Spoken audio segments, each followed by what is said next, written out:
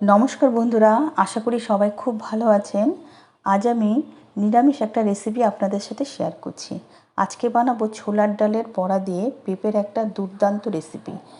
নিরামিষের দিনে এই ধরনের রেসিপি হলে আর কিচ্ছু দরকার হয় না।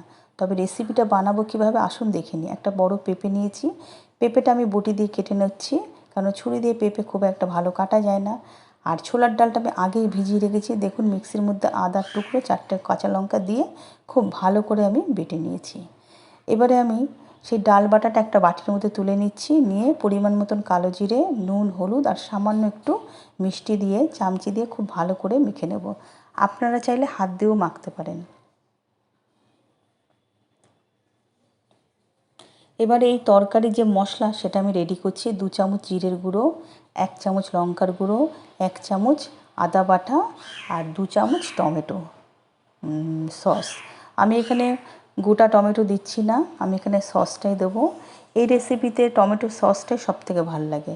আর সব মিশিয়ে আমি একটুখানি জল দিয়ে মশলাটা 2 মিনিটের জন্য ভিজিয়ে রাখবো।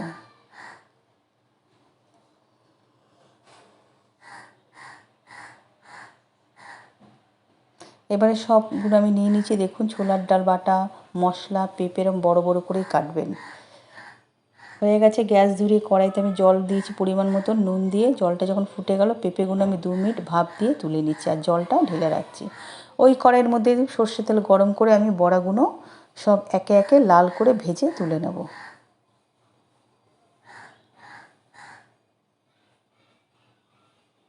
এইভাবে বন্ধুরা আপনারাও ভাজবেন। বড়া লাল করে ভাজলে তাহলে কী হবে, ঝোলের মধ্যে তাহলে বড়াগুলো ভেঙে যাবে না আর ঝোলটাও পুরো ঢুকে।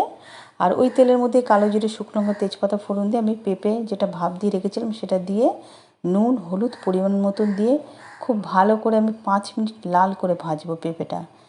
পেঁপে ভাজতে ভাজতেই সেদ্ধ হয়ে যাবে। পেঁপেটা যত ভালো ভাজা হবে তরকারিটা খেতেও তত ভালো হবে। আর যে বাটিতে আমি মশলাটা গুলে রেখেছিলাম সেই বাটির মশলাটা দিয়ে বাটিটা ধুয়ে একটু জল দিয়ে দিয়েছি। এইভাবে জল দিয়ে 2 মিনিট ভালো করে কষিয়ে নেবেন যতক্ষণ না মশলা থেকে তেল ছাড়ছে। এবার একটু হলুদ দিয়ে দেবেন। নুনটা যেহেতু আমি আগেই দিয়ে দিয়েছি। তেল ছেড়ে দিয়েছে কিন্তু বন্ধুরা আমার তরকারিতে। এবার আমি এর মধ্যে দেব জল। জলটা পরিমাণ মতন দেবেন, যে যেরকম ঝোল খাবেন সেই বুঝে ঝোল দেবেন। এবারে এটা আমি ঢেকে দেবো। অবশ্য আমি 2টো কাঁচা লঙ্কা দিতে ভুলে গেছি।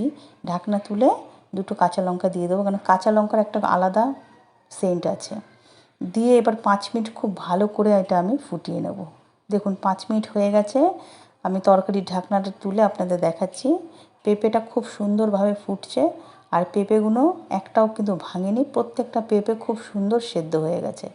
এইভাবে খুব ভালো করে ফুটিয়ে নিয়ে এবার আমি ভেজে রাখা ছোলার ডালের বড়াগুলো সব এতে দিয়ে দিচ্ছি। দেখুন,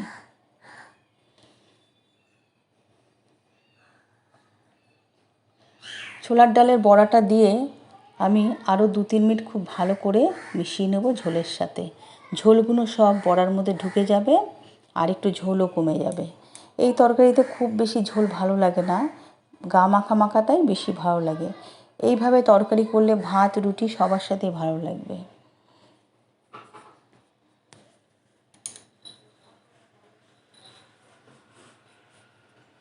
এইভাবে খুব ভালো করে আরেকটু মিশিয়ে নেবেন ওর সাহায্যে।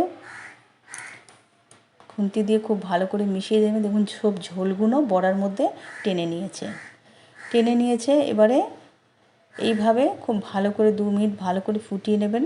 এবার দেবেন চিনি।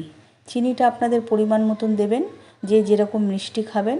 কেন নিরামিষ তরকারিতে একটু চিনি না দিলে ব্যালেন্সটা ঠিক থাকে না। আর বিশেষ করে নিরামিষ তরকারিতে একটু চিনি দিতেই হয়।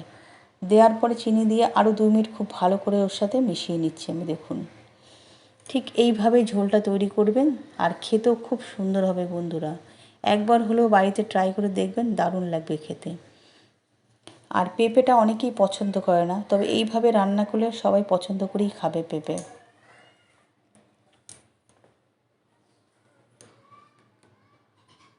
এবারে আমি দেব ঘি। অবশ্যই 2 চামচ ঘি দেবেন। ঘি দিলে নিরামিষ তরকারির একটা আলাদা সেন্ট হয় আর খেতেও টেস্ট হয়। নিরামিষ তরকারিতে সবসময় আমি ঘি অ্যাড করি। আমার প্রত্যেকটাতে রেসিপিতে দেখবেন নিরামিষ তরকারিতে আমি ঘি অ্যাড করেছি। ঘিটা দিলে কী হয় বন্ধুরা, তরকারি একটা আলাদাই স্বাদ আসে। এইভাবে ঘি দিয়ে 2 মিনিট খুব ভালো করে আরেকটু নাড়িয়ে নেবেন। এইভাবে এবারে এটাকে নামিয়ে নেব। নামিয়ে আপনাদের দেখাচ্ছি কেমন হয়েছে। ভালো লাগলে অবশ্যই একবার বাড়িতে ট্রাই করবেন, আর ভালো লাগলে আমাকে অবশ্যই জানাবেন কেমন হয়েছে।